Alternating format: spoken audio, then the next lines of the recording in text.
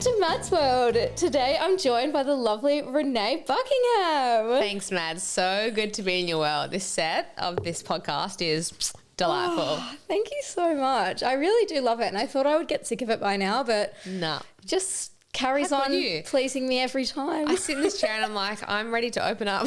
It's like a therapy session. Yeah, literally. Yeah, and it's so funny because I've just been, the last like few weeks, I've only interviewed bisexual women, and it's literally like, God, you found your niche. Honestly, and I'm just like, wait, I love this and I don't want to change. So I'm like, maybe this is the new theme of the podcast. Maybe a rebrand's coming. Yeah, Mads by World. Literally. So you have a podcast of your own. Yes. Tell me everything about it, because we met in Sydney. Yes. I want to say a few weeks ago, but it was probably like a few months ago now. It was, which is insane. Yeah, and it was at a Spotify podcasting event. So tell me everything about your pod. Sure. So I have two podcasts. Both I'm a co-host on. One of them is very different. It's in hospitality, interviewing chefs and people in the hospitality industry, and then the other one is called In the Middle. And essentially, me and my best mate, who I work with in radio for years, we were just going for coffee, like catch-ups during our work day, and we were literally just having podcast conversations about topics we just did not agree on. Like, he's so traditional, so straight, so like very conservative, and I'm so the opposite. And we were like, but this is weird, we're still friends. Like, we agree to disagree. So we were like, let's just start a podcast around social, cultural topics and see if we can meet in the middle. And that's the whole premise of the pod. I love that, because also I feel like there's so much segregation between the right and the left at the moment. 100%. Men and women, like everything is so polarizing. Like, there's no room left for the grey area. 100%. And that's where you learn and grow, and you like can actually find some middle ground. Yeah, and be challenged and challenge others, I think, is so healthy. And I think like listening to the other person's side, like for example, he loves Trump and I definitely don't. But I'm like, why do you love, like, where did you get that thought process from? Like, I'm fascinated in his why. So I think, for anyone, I'm so big on like, let's not cancel people without understanding how they got to that thought process. 100%, because also how are you meant to ever learn anything? And like, we just sit, like, it's so easy for us to sit here and be like, oh my God, they're so ignorant, they don't know anything. But then I always like to think, well, what am I ignorant of that they might think like they're so ignorant to this, 100%. you know? And I was thinking, I asked my friend the other day, I was like, what do you think people would look at Australia and say, that is insane, like I can't believe they do that, blah blah blah? And I think I figured out what it is.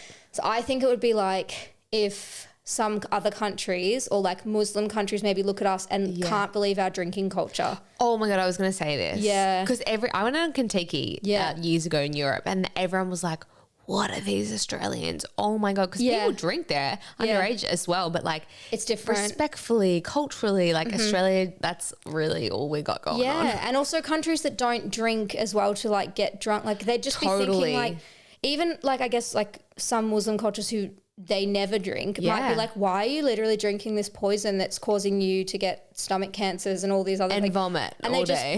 They wouldn't be able to see any logic in it because they've like never done it and experienced like any positives to it. It would just seem so crazy. So it's like if people can look at us and think that's insane behavior and they can't rationalize it, then I feel like you can always like flip the lens. Yeah, well, we should be looking at them and why they choose not to as well, you know? Yeah, and just so like question everything. Oh, that's really cool. Yeah. And you were just saying that you also have a little radio side hustle. I feel like you're the side hustle girly. Like, you have 100 side hustles. I feel like it's, when someone asks me what I do, I'm like, oh God, I hate this question, because I should feel so empowered about what I do. But then if I list it out, it's like MCing, presenter, content creator, food blogger, food business owner, radio producer, hype queen. Yeah, I love that though. I feel like someone said something interesting to me recently, and it was like, and I hate just being someone on the internet that bangs on about ADHD, but like I have the real kind, not the fun, happy kind. I have the like intrusive thought, like problems with addiction, like all the bad ones. So like, you know, it's like actually real.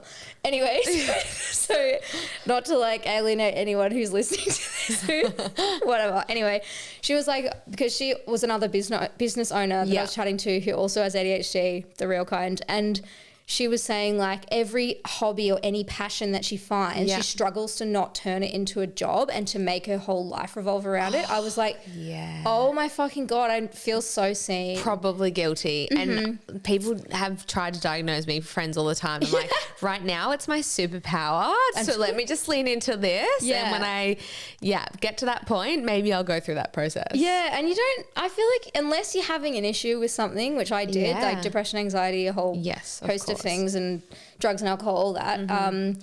And I'm thriving, so we're all good. Yeah. But yeah, unless you're having a massive issue with it, I feel like people are so in such a hurry to like get diagnosed and have an answer for things and be put in a box so that they can be like, okay, this is who I am, and I have a solution for this, like a diagnosis and answer. But like a friend of mine's doing a PhD, and she was just saying like everything in mental health, someone just made it up at some point, and it's like, we're just kind of going with it. It's like, we're putting labels on stuff, but like, it's actually pretty hard to diagnose things 100%. Totally. You know? Like you just fill out a survey and they're like, yeah, you have depression. It's like, who designed that? Which is wild. Like, this is like so crazy. Yeah. Yeah.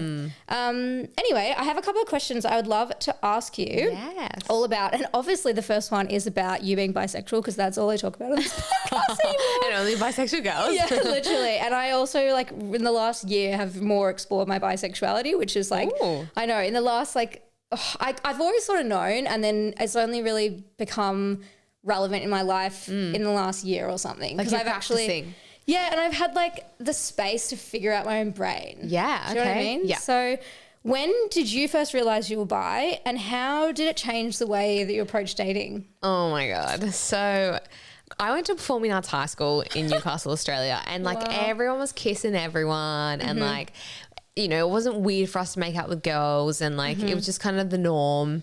And then at 19 or something, I had my first threesome. Amazing. And I didn't actually do it because I thought I'd be attracted to women. I wanted to challenge my like body image issues at the time and just expose myself to something. A very weird way of challenging yourself. No, I actually get that. And then I didn't actually fully realize that I was like super attracted to women until I'd probably met my first girlfriend. Yeah. And I met her trying to wing woman for another queer friend of mine at like this pub. We were all tipsy, and there was a bunch of soccer girls there. Like naturally, a lot of them are probably going to be gay. And I was trying to wing woman for her. And whilst I was wing woman, I was speaking to one of the players that they just won the grand final, so they're on a big booze up. And she was a bit flirty with me, and like wanted to do a plank off in the middle of the pub, and then like wanted to grab my phone and like put her number in my phone. And all my friends were like, kiss her. And I was like, why would I kiss her? Like, I don't like girls. Yeah.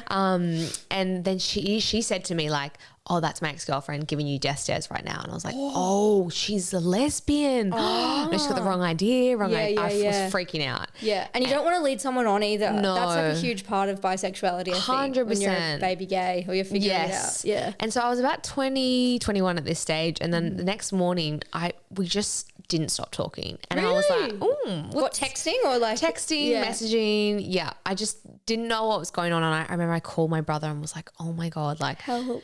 I hung out with her, and like I had to make sure my gay best friend, this guy, was there with us, so it wouldn't be considered a date. I was really weird about it. Like, and I kissed her at the end of that date, and I insisted on paying. And something like, I don't know, I felt sober. I called my brother and was like, I kissed her, don't tell anyone. Like, you cannot tell someone I kissed this girl. Even though I kissed girls growing up. Yeah. I think I really realized in that moment, like, oh, I like women. Yeah. And it's like internalized homophobia being like 100%. You're not gay, because you're like, it's a fear of the unknown. 100%. And like, I probably was like so unaware of the fact that like, maybe I had some weird stigma around being gay or being bi. It was totally fine for anyone else in my life to be that, because I was surrounded by that. But for myself, I was like, I don't want this for me. Yeah. And you kind of also don't know what it would mean for your life when you've grown up and like pictured, like, you know, I thought when I was little I'd be 24 and get married and I'd have 2 kids at 27. 100%. And now I'm single and 31 living back at home. Literally, like things change.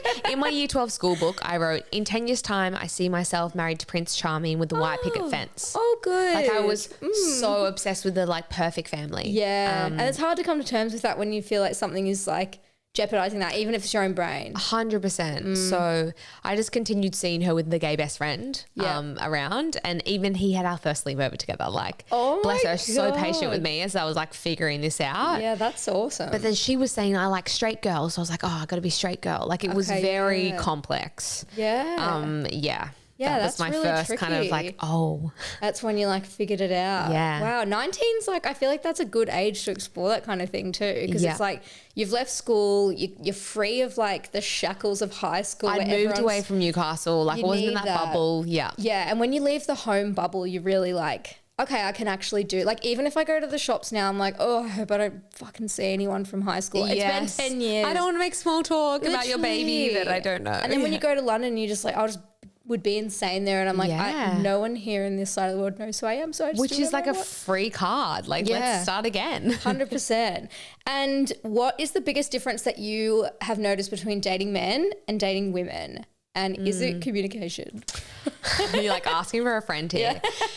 If you've ever dated a woman as a woman, it is such a different experience. Like it is so deep. Like women just kind of get each other, they get each other's periods, they kind of get how it works a little bit more. So I do think that like there's a whole new layer of depth that comes when you date a woman. Yeah. Communication, yes. Like emotional intimacy, yes. Like support, yes. All the things women are traditionally so good at. Yeah. You get double. Because we kind of know what we'd feel like in that moment, and then we give that because we know that maybe as a woman that's what they want.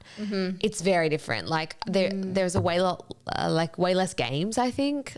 Yeah, that's nice. Yeah, communication definitely. Yeah. Vulnerability definitely. But since dating her, I've really struggled to ever and would probably never be able to date a very masculine man. Really? Yeah. I do love a bisexual king.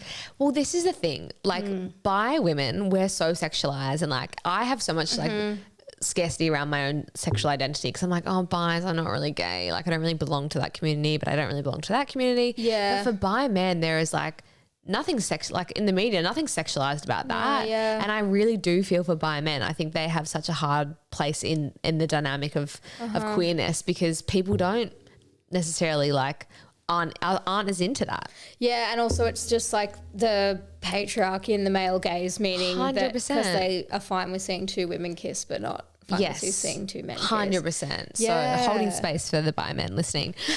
But yeah, dating women, very different. I have found men that are just as emotional, like intimate, and but obviously like the sex is different. Like it's apples and pears. People always ask what's better, and it's like you kind of can't compare. Yeah, that's so true. Apples to pears because it's two very different experiences. Yeah. Do you know what I was saying to the guy? I'm kind of seeing a guy at the moment, but I don't want to put any labels in case he listens or talk about it or anything because bad juju. But we were saying yesterday, like we went to the beach and he was hungover and like everything, and then we went to the beach. He was like, oh my God, like thank you so much for like thinking of this idea. Like he was like, girls are just so good at ideas. And I was like, what? We are. And I was like, he was like, I just feel like girls just make everything better in this world. Like you have, you guys just have the best ideas about like what to do and like just everything. I was like, so true. Like girls are just so good at everything. We are. Like, we kind of are. We're so creative at like it was hot and I was like, let's just go to the beach at 5 o'clock because then it won't be so hot. And he was like, thank you so much for just thinking of this. Wow. Because like,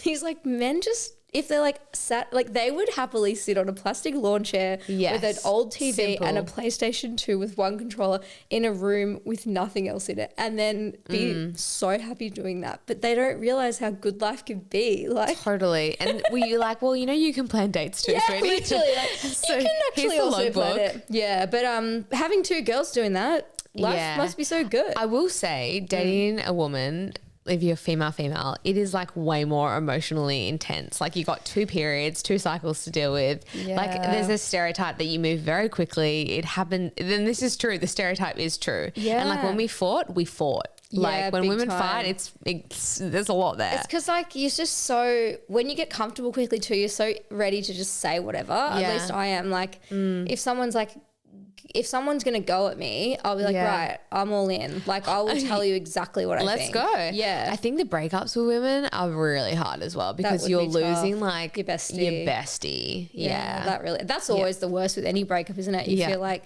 especially I'm someone who gets very sucked into a relationship, which is so bad. And I've tried. It actually is my toxic trait because I I just love having a little friend there to just like do errands with, and like, oh my God, just you're like, the best. just like drive them around, and like if I'm like, oh, I gotta go to the doctor's, like, do you want to come? Like, just like, do you know what I mean? Like, just having like a little friend to just like a little leprechaun, just like little like pal. One of the weirdest things for me when I first started dating women was like they'd go to the bathroom with you. You know, when you go to the bathroom on a date and you're like, okay, it's a me moment. I'll freshen up. I'll put my lippy on. I'll like take a selfie, whatever. Nope. Dating women, they just come straight in, and I was like, oh my God, what are you doing? Oh, wait, you can be in here. You don't get that little you moment. And do you like go in the cubicle alone, or do you take them with they hear you weed? Like, it's like, but then also if you want to get freaky, that's a free pass. Oh my God, it's perfect. Yeah, that me moment is so real. Like when you're on a date, because sometimes like even like you just want to sit on the toilet and think, like, you know how you can tell how drunk you are or something. Yes. When you're on the toilet, like you just know exactly like, okay, that's my limit. This is what I'm feeling. Yes. And then I'm going to go back, order a water, and then we're going to go home, or like I'm leaving. Yeah. And like you can also like, because your friends are texting you the whole time going, how is it? What's it like? Blah, blah, blah. So you can like go and reply to all them and stuff. And it's but just. You can't with women. Yeah, that's tough. I'll see you in there. Oh my days. I love this insight though, especially as someone like, I've hooked up with loads of women, but I've not properly dated them, which I've talked about on other apps, because I feel like I'm at the point where I'm like, I don't want to lead someone on because they're probably way more experienced than I am at this point. And I feel like I don't want them to think like, oh, you should have your shit figured out. Like, but don't you think that like they first had someone that allowed them that for them? Yeah, but they were probably like 20. But that doesn't matter. It's never too late to come out or explore it. I know. And some people might have a fantasy for you to be there first, like to do that for you, you know? Don't deny them that. Well, we'll see how things go with this boy, but maybe 2025 is my year. Don't do that. I literally said to someone the other day, they're like, what would you tell your younger self? I was like, I would tell my younger self, you have to sleep with women. Absolutely. Yeah, just get it done. I think it is one of the most incredible things. It's so good. Yeah. I mean, I do also love that, but yeah, I think it's, see how we go with this boy. Okay. And have you ever had to deal with assumptions from people about going back to men? Because I know that you mentioned you had your first girlfriend. Was that your first relationship, or was it your first relationship with a woman? So first relationship with a woman. And I dated men a lot and had a couple of serious boyfriends before that.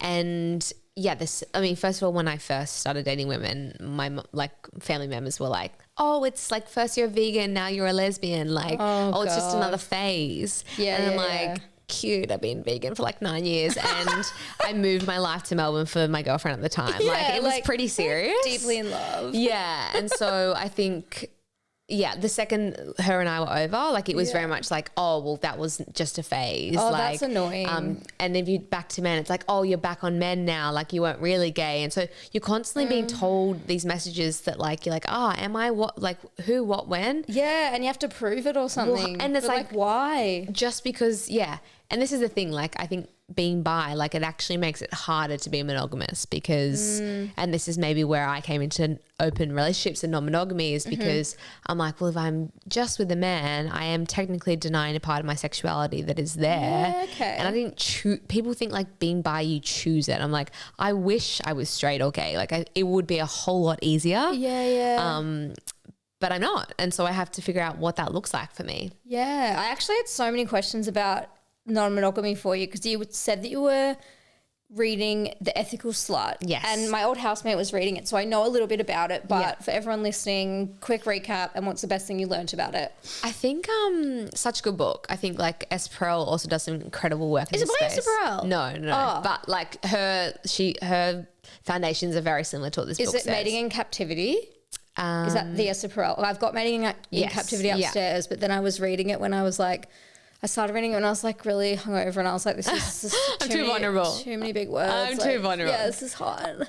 So Ethical Slut is like, first of all, I think like this walk of shame that we talk about growing up is like so fucked because it's like, why are we shameful about the fact we're sexual or we enjoy sex or want to have sex? And so I think reclaiming like the word slut was really a massive win. I was like, heck yes, like it's okay to feel sexual. It's okay to desire that. And it's okay to think outside the box. Yeah. I think it also speaks a lot about non-monogamy and how like genetically we're technically not necessarily like meant to be monogamous. We've kind of learned that through society. Like I think we are the only human or animals in the world that are monogamous. And I think monogamous. there's so much pressure for you to find like this one person. The one, right? Like that's Yeah. actually, if I think about that, I'm like, I can't provide 100% of what someone else needs for them. And I don't want to try because that's so much pressure. And unrealistic. And they Yeah. can't provide that for me either. And I think that's when people fall into like toxic habits or complacency in relationships, or it's like, well, I own you, you own me. So like, you're just going to have to deal with that. Yeah, and then people like me neglect their friends when they're in a relationship, and then it's like you start relying or like leaning on this person for like friendship and you know like a support network and like all these things. I think I saw this really fascinating thing earlier. It was I think it's by Vulgar Drawings. No, let me check because I should credit her for this because it was actually incredible. Vulgar Drawings. How's my memory? Slay that. I'm literally the Rain Man. But I'll put a link in the episode description to this post because it's so good. It's all about how the male loneliness epidemic. Yes, which is massive, right? Yeah, it's huge. And like the right wing parties are using, and like Trump's supporters are using that to recruit lonely men and making it seem like it's a female problem when really it's all about men and like the patriarchy, which is like obviously is detrimental to men in that they can't bond or talk about their feelings, and like that's too feminine for them to participate in. So they end up in a relationship with a woman who like takes on so much emotional labor and becomes their therapist, whereas women, like we've got like our girlfriends, and I've got my brother and my parents and my therapist that I pay $300 a session for, and like always worth it though. And it's just like I've got this huge network. So then when a man and a woman split up, the woman still has this huge safety net of people. Like, you know, I was saying to someone yesterday, like if I am going through something, I can just message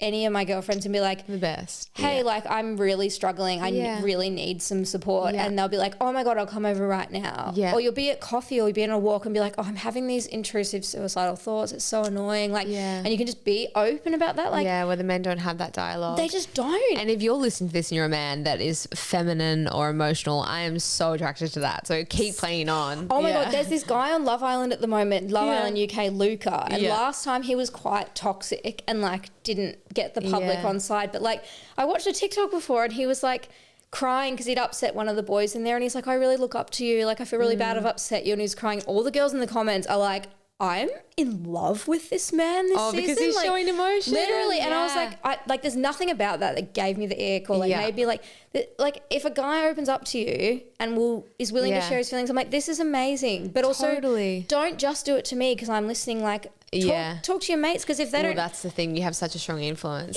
Yeah. And this is the thing the book speaks about, and I took away is like, I guess also dating a woman, you realize there's no like masculine female energy. Like people always ask who wears the pants, and it's like it's actually just a partnership, and that's what a relationship should be, right? Honestly, and the whole gender roles thing is all bullshit. Yeah, like I love to pay on a date. Me too. It's so weird because so many people, right? All my friends, they're feminists, like they're pro-feminism. Yeah, they love it. But the second they get to a date dynamic, like he didn't pay. I'm like, hang on, sweetie, check yourself here, because you're a feminist outside of this dynamic. But the second you get into a dating dynamic, you expect the man to pay. Yeah, that's not on. I just like it because it's a little power trip. I'm just like, I'm like, I got this bill. Yeah, like makes me feel like cool or something. And I'm just like, I can look after myself. Like I'm just only going out with you because it's fun. I don't need you. 100%. I don't owe you anything. Yeah. One more final thing I definitely say is in this book, the idea of like infinite love, right? Like I have so much love to give. Yeah. And I think like, why are we limiting ourselves to just giving that to one person? And maybe that one person is asexual and doesn't enjoy that kind of intimacy. It's like, well, should you not be with that person because they don't meet that criteria?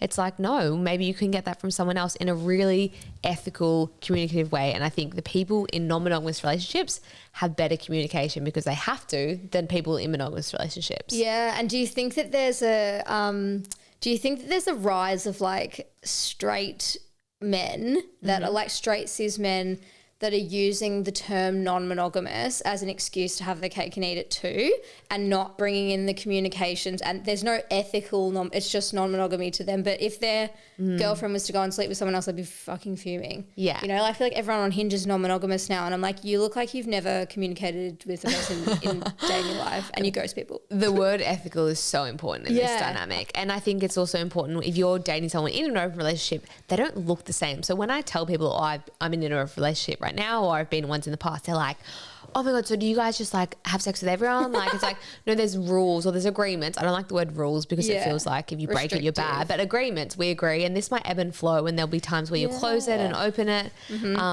But I think the ethics in it is so important. And your why. Like, I've been in relationships where I was like toxic, insecure, and just like using and abusing it. Yeah. But I've been in really healthy ones too. Yeah, the why. It's like, why do you want this, and like, how does it benefit you and stuff? Like at one point I'm like, because I love attention. Literally, I can admit that now. I'm like, I just loved attention. And I feel like that is me. Yeah. Like, obviously I have a podcast and it's on the internet. Like, I must like it a little bit, but also like, I think it does feel like such a like shameful thing to admit. I do have attention deficit hyperactive disorder or whatever. So like maybe that makes sense, but like, I feel like it seems like such a like shameful thing to admit that you like enjoy. And then it's also like but we all do. Yeah. Like, and that's we're why just admitting it. That's why social media 100%. works. Everyone likes to get likes on their photo. But think about this. Tell me you don't. In a monogamous sense, and I think the future is like alternative relationships, right? Like it's like, because people think, oh, polyamory, it's so extreme, but it's like, okay, we're all just living in alternative relationships, I think, in the future. Yeah. But my biggest thing is like, imagine this, Maddie, we're dating and I love you because you're flirty, you're outgoing, you're amazing, you're wonderful. Thank you now so we're going to much. be together and I'm going to put that in the box because that's only for me. Yeah. And you're like, now you're not allowed to do that with anyone else. And it's like the second you say to someone, like, you can't have any chocolate, they're like, all I want is the chocolate. Yeah, and it's like a flower. It's like ripping a flower out and taking it with you. It's going to die. 100%. Like, leave it in its pot and you can just go and look at it sometimes. 100%. And I actually think because you can have it, you actually act or desire it less. That's actually so real. Yeah. Because it's like, and then it's like there's no cheating because you can just go and do it. So Well, there is cheating. There's definitely cheating. how does that work? But it's like what's within your agreements. Like I've had conversations with my partners, like what does cheating look like? Yeah. Like, for example, like, what would cheating look like? Like, what would an example be? So in the past, it's been like sleepovers with them, bit too datey. But when I was dating a woman, but not sex. So like going over sleepover. Yeah, because sleepover is more intimate. And like I think. snuggle. Yeah. Okay. But when I was dating a woman and maybe she was sleeping with women and I was sleeping with men, the dating those two is very different. So the woman would want to do sleepovers, but maybe the man would be happy to just leave. Oh my God, yeah. Like cheating could be if you didn't tell the person you were hooking up with that you were in a relationship, you know, like if we were just lying that like, oh yeah, I'm single, like that's cheating. Or like if I flew to another country to see someone, then that would be cheating. Yeah, but that's within my dynamic. Yeah. What about stuff like masturbation? Okay. I literally at a bar in Melbourne about 4 years ago was talking to these random guys. One of them I ended up hooking up with, but not this one. This guy was like, I was talking about him getting engaged, how exciting it was, and then we were talking about randomly masturbation. And he was like, oh, it's considered cheating in my relationship if either of us masturbate. Sorry, that's insane. And I was like, I hope you're not about to say that you agree, because that's insane. No. I was like, what?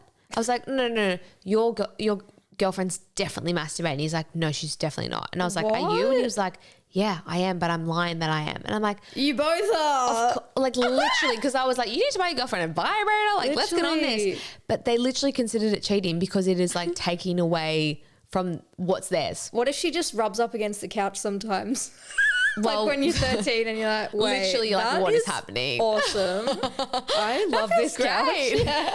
This fascinates me, and I'm not here to judge it, but I'm just like fascinated why. I'm like, I don't think this ownership over another person's body part is healthy. Maybe it's to do with porn. Do you think it's like, is watching porn a part of someone's routine and then that's cheating? Probably. Because you're thinking about something. But then the thing is, when you watch porn, you're not actually thinking about that hurt. But can we all just admit that we've all hooked up with someone at one point and we've been thinking about someone else? Yeah. It's 100% happened to me. It's normal. And like, these shameful habits around like, like you should know your body, so then when I'm sleeping with you I know what you like because you can tell me 100%. But then like this speaks to the dehumanization of people in pornos. Like when I'm watching a porno, I'm like, I just feel nothing for either of you. It's just like, it's just like certain like tiny little like tweaks. I know porn is so toxic, but I'm kind of like, I feel like you just get addicted to it, and then it's like you need to like wean off it or something. But like, I don't know. I feel like that's just. Well, now there's like audio porn apps. So I don't really watch porn. I've heard of it's Quinn. Yeah. Oh my God. There's an Andrew Scott one. Oh. Yeah, the guy from Fleabag and like. Oh my Lord. Yeah. He was in like a gay movie with Paul Mescal. Great. Yeah. Platform. I know. I think they were like doing it. Wow. Yeah. Okay. I watched this movie. It was called Queer the other day. Yeah. Daniel Craig. Okay. Drew Starkey. Yeah. Doing it. Okay. It was awesome. All right.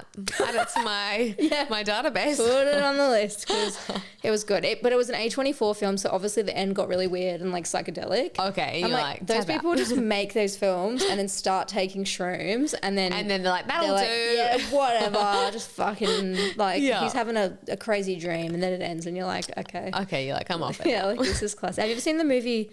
I think it's called Men. No. And it's just like this woman, she like gives birth to herself and like eats herself. What? And the whole movie's so good, and then she just starts giving birth to herself or something. Oh my and God, you're like the director's given up or run out of budget. What the fuck? Literally. Yeah. I forgot what we were talking about. We're talking about masturbation and cheating. Yeah. What other things do you think might be cheating that aren't like messaging at other women? So if you're in an open back? relationship, okay, if you're in a monogamous relationship, cheating looks very differently to being in an open relationship. Yeah. But even open relationships look very differently to polyamorous, because in a polyamory relationship, you'd have a primary partner, so like your main lover. Oh, I didn't know there was a difference between non-monogamy and polyamory. So poly literally means like multiple, and you'd have a primary partner and then secondary partner. So I'd have maybe a key boyfriend and then a girlfriend and another boyfriend and like, Whoa. And it's like multiple boyfriends rather than, or like multiple partners. Yeah. But someone's your primary partner, and then you've got secondary partners, and that's way more like you'd go on dates with your other girlfriends or boyfriends. So you could have sleepovers. Oh yeah, 100%. So then what's non-monogamy? You have one partner and just sex with other people. Well, non-monogamy is like an umbrella term, and then underneath that there might be all different ways of doing it. But God. in most circumstances I've seen or in this space, a lot of it is more of like a physical connection with other people and not in intimacy. Every day is a school day. I know. Oh my God. I literally, How would you go being in a relationship? I am so jealous. I love the idea of it. That's why I've bought Esther Perel's book, Mating in Captivity, because my friend was telling me all about it, and she was like, once you read this book you'll understand. But I feel like, I don't know if it's to do with like your like emotional dysregulation, which is a big part of ADHD, but I feel stuff so physically, like if it's like heartbreak or jealousy or sadness, like it feels like, and I'll never know what another person's feelings feel like physically. And other people could feel the exact same as me, but just be more tolerant to it, or maybe they don't feel it as physically at all. But like jealousy is something I feel sick in the stomach, sweaty, heart hurting, like, and it's like, but then even if I know and trust that person and I know that they would always come back to me and always love me, and like, it's just like fulfilling a different part of something that I can't, I can't get over it. Like I just get so jealous. Yeah, interesting. Yeah. And like I'm so like, if monogamy is for people and it makes them feel safe and secure, absolutely. I'm not against monogamy at all. I just think my main message would be like, there's alternative choices out there, and it doesn't have to look as extreme as it sounds online. Yeah. But the jealousy thing is interesting, right? Because we see jealousy as like a bad thing. Like we're like, oh, she's jealous. Like jealousy is bad. But it's like, we all feel jealousy. Like jealousy is actually just another emotion or feeling. And it's not evil. It's not at all. Bad. Like even anger and sadness aren't bad emotions. Well, anger means you care about, do you know what I mean? Like, or jealousy is like, how beautiful that I care enough about this thing or this person that I'm jealous. I want it all to myself. Yeah, and I like it so much. I think jealousy is kind of sexy. I'm like, I would love my partner to be like jealous about me, even though like I can technically act on it. It is kind of hot when like someone like when they do act a bit jealous. Totally. But not in a toxic, like, I want to kill him way. Yeah, not like in an obsessive ownership way, but in like a kind of like, I get like that. if someone checks out your partner, like I've actually seen my partner flirt with someone else and I'm like, yeah, it's hot.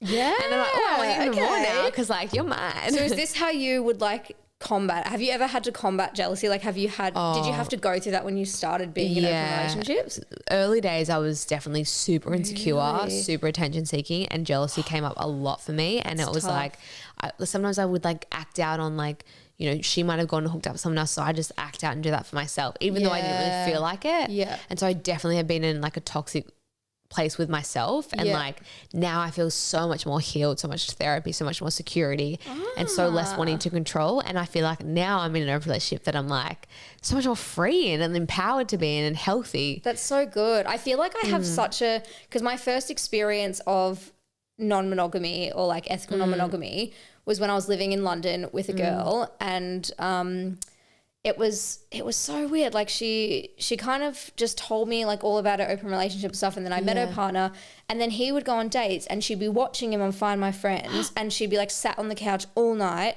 just looking at the screen going, oh my God, they've gone from the pub and they're moving to, okay, they're at another pub, it's okay. And I'm like, this doesn't seem ethical or healthy. No, yeah. And so I was kind of like, what the fuck? Like, what do you, and then she was reading The Ethical Slut as well, but I feel like she was trying to like talk herself into why it was good. And this is where my whole idea about like guys that might do it for not ethical, and then she would be like, oh well fine, I'll just invite someone over and I'll just fuck him, and I'm like, which is not that's healthy. Like, do you want that for you? Like, there's definitely been examples in the community where people have literally just done it for the sake of their partner, but interestingly enough, it's usually the woman that opens it up or requests to open it up. Yeah. And maybe men are scared to talk about it. Yeah. But women, in most cases that I've seen, are the ones to be like, hey, can we do this? Why do you think that is? I don't know. I think, well, first of all, if you're bi, then you might want to explore that with someone else. Yeah, that makes sense. I also think that maybe, and I like, to men's credit, I don't think any man that comes to their girlfriend's like, I want to open this up. Any girlfriend that's come from a monogamous background is going to be like, oh, that's fine. They're going to be like, you're a douche and just wants to fuck everything. And so like dump them. Yeah. And so I think women have a bit more like transparency to be like, I want to sleep with other women, and like men are like, that's hot. Yeah, like, bring it in. Yeah, so true. I feel like it's because it's more normalized for women, like you said. Yeah, but that example of that friend, like that doesn't sound healthy at all. And maybe she's done it because that's the only way you can keep your partner, which is not great either. It has to be mutual. It was just weird. At one point, like I was on the apps, and like obviously because he was always around, he was in my like zone on Hinge. And then he liked me on Hinge one time and he was like, hey, stranger. I'm like, no, I live with her. Yeah. That's fucked. Like, I don't know, maybe that is maybe fine that's to them, their kink. Maybe like you just never know people's kinks or desires. Or I was just like, bro, I'm not getting involved here. It's complex. It was like, and I've been the unicorn on the outside of relationships. Yeah. And like, is that what it's called? A unicorn? Yeah, the unicorn. Okay. Love like, that. That's like whatever. Kind of special term. It kind of is. I'm kind of just like, this pink set's really giving unicorn energy. Isn't it? It's kind of empowering to be on that side of the relationship though. You're just like, hi guys, like, bye guys. Like, I'm just a cool person coming through. Yeah. And I know people that have like gotten married or engaged and had kids and still want to keep playing. Yeah. And like, I fully imagine that being my life forever. Really? Yeah. That's, I guess, the other interesting thing is like exploring how it looks when you have kids and like how to make that a healthy dynamic for when you bring kids into it. But yeah, obviously plenty of kids have like been raised in like communities and people say it takes a village and all these things, but then it's like, how can you educate your kids about like what a healthy dynamic looks like? But also there's single mums, single dads, like. But look at the divorce rates, right? They're crazy. They're through the roof. And maybe it came down to like one of them was not they were having a sexless marriage and one of them acted on that and acted on that in a way of cheating or having an affair, which I don't agree with and I don't condone cheating. But if there was more transparency and like, hey, I'm not getting my needs met here. I love you and emotionally we're getting along so well, but like how could I support my physical needs elsewhere if you don't feel like you have capacity to give that to me? And no one's having that dialogue, and maybe we'd have less divorce rates because like I would never break up with the love of my life over the fact they kiss someone else, but people do, and I understand why they do. But if there was more transparency and like I actually have a need to have sex if that's your need, and I'm not getting it here, so what do I do about it? And like divorce is so hard on kids, and so like if it happens in their like childhood and teen years and stuff, it's so like impactful on their development and their like 100%. The way they view relationships and stuff. So I guess it's like if there's a healthier way to explore that. Yeah. Yeah, It doesn't break that's the family dynamic. I've never really thought about it like that because it's like, how could it actually benefit? And you're so right. Like one kiss. Like imagine you throw away 20 years of connection.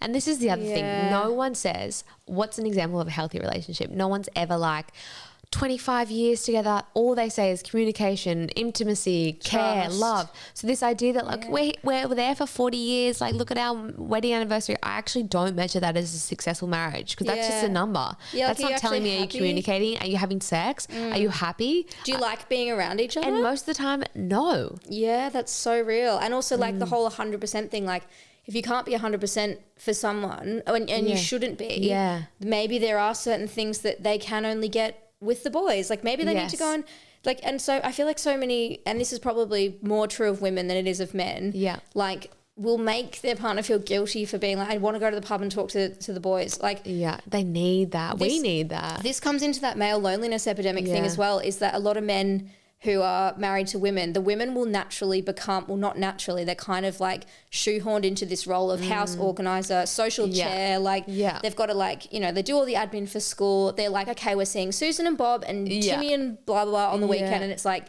and then the man just goes along with it and doesn't have friendships that they cultivate or maintain on their own. Yeah. Then if they split up, he's suddenly like a lone island, like totally. Hell. And it's like, if he wants to go to the pub with the boys, that's awesome. Let him go do that. And like, if you don't, if you think he's going to cheat or like you don't trust him, don't be with that person. Yeah. Like you can't be with someone who can't trust around his own mates. That's 100%. Fucking crazy. Yeah.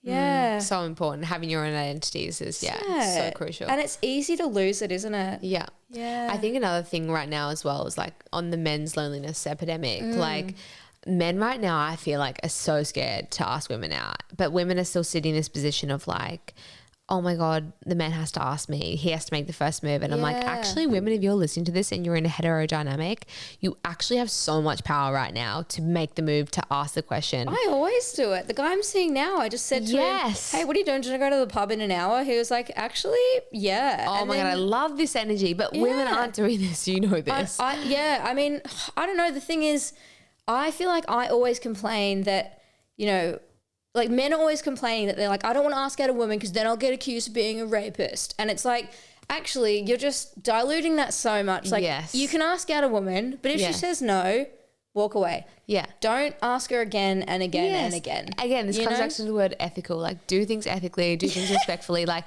even if you think someone's attractive at a pub, I'm all for going up and telling them you're attractive. And if they're like, thank you so much, I have a partner, that's totally okay. But like, or thank you so much, but no thank you. Yes. Like respect yourself, walk away. And this dialogue of like no and I'm not interested is so strong in the ethical community, like ethical non-monogamy community. Like it's a mouthful, isn't it? At like E&M's a better word. Yeah. But like at like group sex dynamics, like this is so spoken about. Like no is like you're so empowered to say no. I feel like the queer community and like the BDSM community, like everyone, you know what? It's just every minority group is so much better at communicating because we literally have to be. Yeah. Because everyone's like, okay, we're all being oppressed. Yeah. We need to just figure out how we can have our own like smooth communication and then just bin off the rest. Yeah. I need to find like a good bi group because like I found it so hard to date women and like even like I don't really present as like the stereotypical lesbian or whatever that might look like.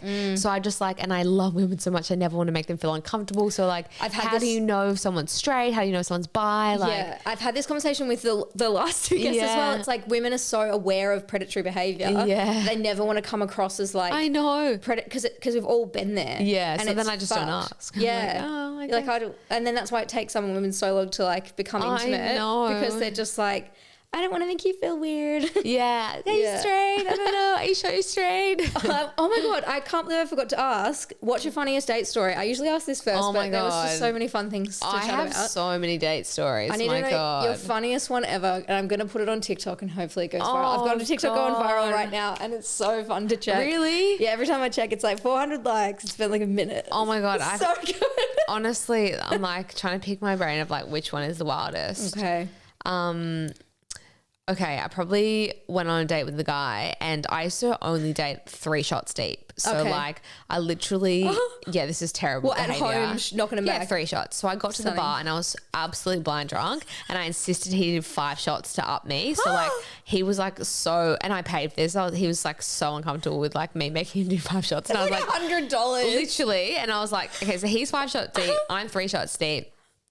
Then he's like, let's go having bowling. And he was like, straight away I was like, he is so not my vibe. Like this is not for me. Like, I mean, the 10-pin bowling thing was a huge clue. Huge commitment, right? So we're like playing bowling. Then his ego was so big. He was like, you won. We have to play again. And I honestly was like, I do not want to talk to him at all. Anymore. Homer Simpson. Literally. So I just made out with him the whole time. I was like, the best way for me to avoid anything with this guy is literally just make out with him. I actually feel that deep within my soul. So bad. Like sometimes you just want someone to shut up, so you have to make out with them. I'm sorry. And then we went on one more date after this. Terrible me. What? We went to Q&A, which is like ABC, like politics show, live audience. Oh my God. I'd actually love to go to that side note. Which was great. What? But then after we made out and made love, he insisted on giving me a brock up, but then insisted on hanging up his underwear and putting them in the cupboard, like his wet, sweaty undies. And he's like, wait, like his cummy undies? Yes. What? He was like, do you want me to hang I'm going to hang these up. Do you want me to hang yours up? And I was like, what the heck? It must be some OCD thing, which I shouldn't shame, but I was like. They'd be like stiff as a board after if you hang them up. God, honestly. You like karate chop a line Literally, through them. I was like, this is so weird. That's insane. Yeah, I've had some weird dates. Yeah. I don't know if they're the worst, but they're the ones that come to mind. I love that. Do you know what? I haven't actually talked about this on the pod yet. Oh. And we're nearly out of time, but I've been waiting to tell this story, but I had a little romance in LA recently. Oh. And I just want to say that holiday romances are the greatest thing ever. Best. And I don't know if it was the fact that we were just in LA for 2 days, but like I met this guy at this Spotify event and I am convinced that we are like life partners, soul bonded, but he lives in England and has a 3-year-old or 4-year-old. Okay. So I'm like, it just like, it could never ever work because I've lived in England. I could never live there again. But could he live here? No, because he's got a child and like he's not with his mom. Anyway, it was just like the greatest 3 days of my life. Oh, we went to Venice Beach. We did these like shroom gummies and both just completely freaked out. I forgot what time and dates were and I forgot like how to use my phone.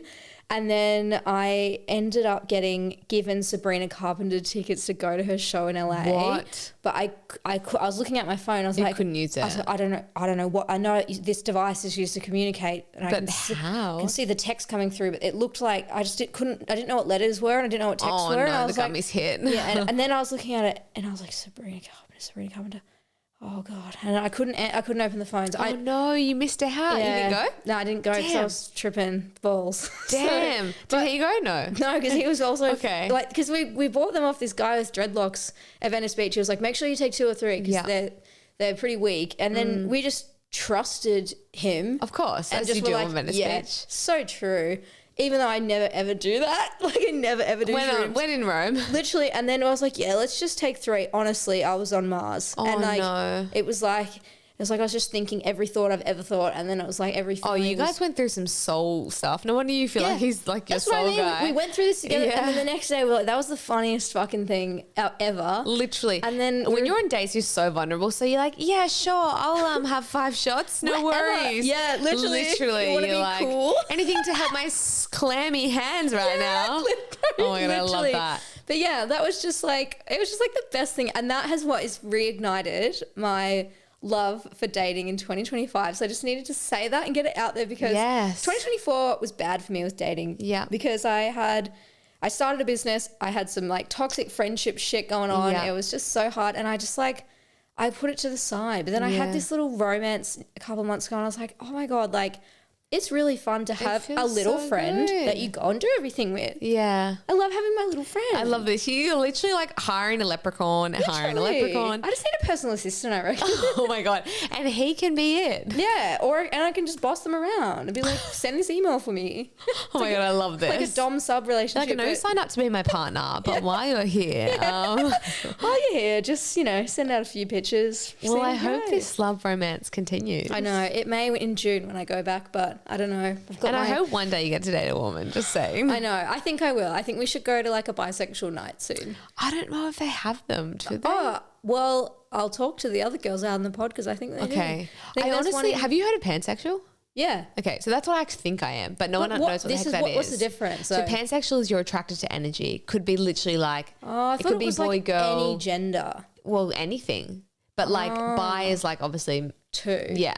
But pansexual is like I'm literally just attracted to any human. So do you think if you were bi and you were only attracted to women and non-binary people, that counts as bi and not men because it's like two? Look, it's just it's complicated. Choose your own ending. This is the thing. I think we just give ourselves labels because we're like, other people will understand that easier. So true. You know, like if I'm like, I'm bi, people are like, huh? I'm like, yes, male and female. Yeah. But if I say I'm pan, they're like, what? They're like, well, especially straight people who are not in the community. Oh, yeah. And then now that I'm with a man, they're like, oh, so you're straight. I'm like, sure, sweetie. Whatever. Like I see female-female relationships. I'm like, oh, man, I'm so jealous. I love that. Like I love my relationship, but I love seeing women together. Aww, the that best. makes me happy. Oh, thank you so much. Thank you so much for having me. This was so fun. And don't forget to subscribe, rate, and review the pod, which I always forget to say. Love you.